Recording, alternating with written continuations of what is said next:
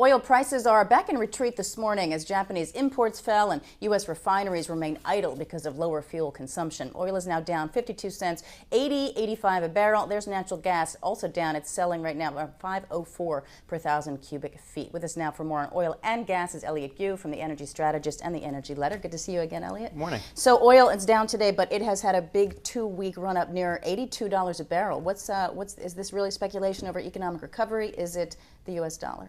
I think a lot of it has to do with expectations that demand is going to come revving back. We've been hearing from a lot of companies reporting third quarter earnings.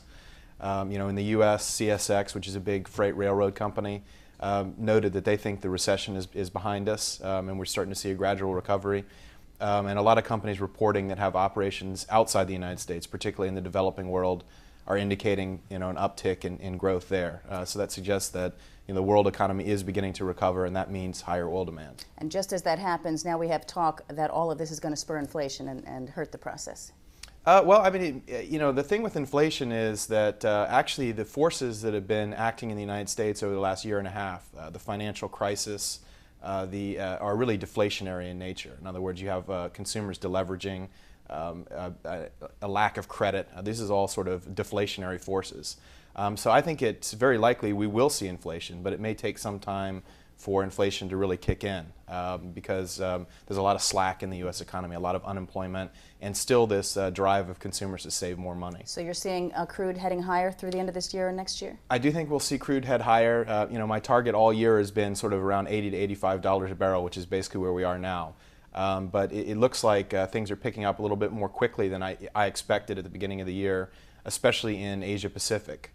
And so I do think we'll see probably oil prices get up as high as $90 this year, and you're definitely going to see triple-digit oil, in my opinion, next year. Okay. We're going to be talking with Michael Grunwald from Time Magazine in a few minutes. He was on a panel discussion yesterday talking about an article that Daniel Yergin wrote called Oil, the Long Goodbye for Foreign Policy Magazine. He wrote seven myths of alternative energy that we'll be talking to him about. But I just want to get your take on the discussion, I think, centered on sort of this long goodbye that Yergin believes that we're on with oil. Do you agree that we're on this, I don't know if you believe in the peak oil theory, but are we on this long arc of a decrease in oil use? I think that's very much a good way to describe it. What we're seeing around the world is that the large onshore oil reserves that have been sort of the bastion of global production for decades are mature.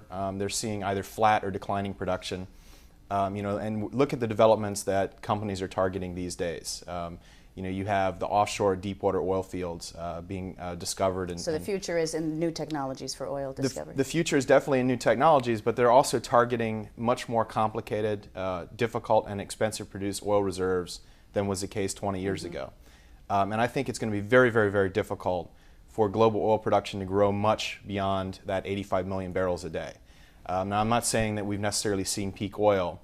Probably by aggressively pursuing unconventional oil sources, again, like deep water, like oil sands, and also just more complicated heavy oil reserves onshore, such as in Mexico, the Chicontepec field that Weatherford's very active in.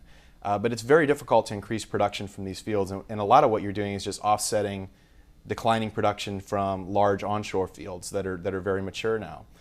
So sort of the easy oil is gone, and we're targeting tougher to produce oil. It's going to make it very difficult for supplies to rise to meet demand. And therefore, what you're going to have, the only thing that can then therefore adjust is price.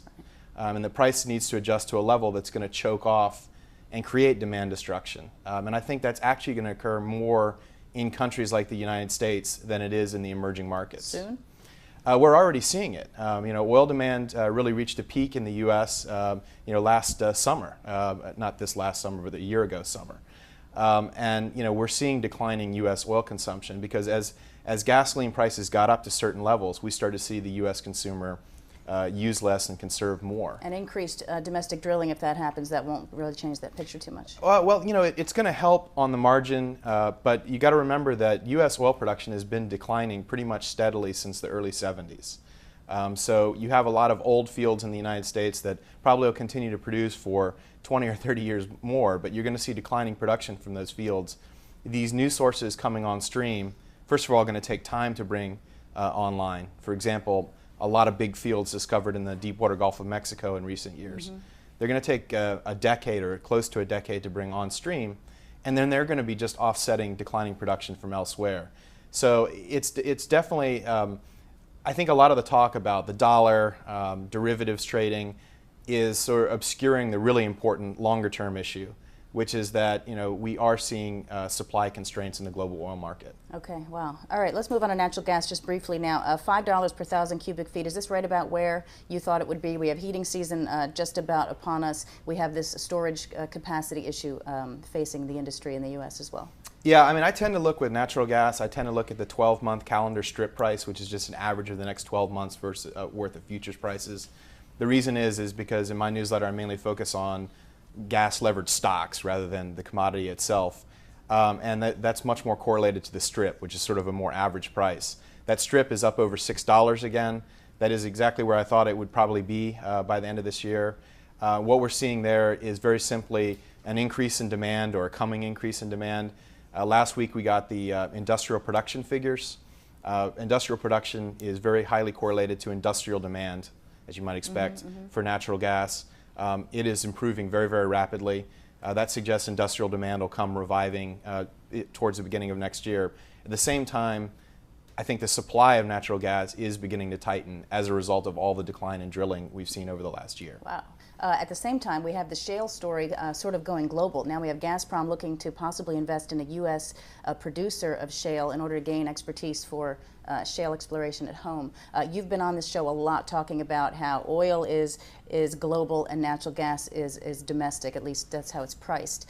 Do you see that picture changing? Do you see the international shale story making gas a global, changing the global energy balance? Well, I mean, a lot of the big U.S. exploration production companies have said that the U.S. does not have a lock on shale. I mean, shale is a rock found in many different parts of the world, Europe, Russia, Asia. So it is quite possible that ultimately, the companies in the U.S. which have, they're only companies really in the world that have major experience developing these types of plays, could go overseas. We're already seeing it. We're seeing EOG, a big U.S. producer, active in China. A lot of these companies are looking to take technologies been developed in the United States and export them abroad. It's going to take time for that to happen. Natural gas, I think, could be a much bigger component of global energy use in future, especially if that does happen. I think right now, if you look at it, probably the U.S. is likely to have the world's lowest natural gas prices, simply because we have this huge reserve of natural gas, which is probably very economic, above $5, $6 per million BTUs. Right.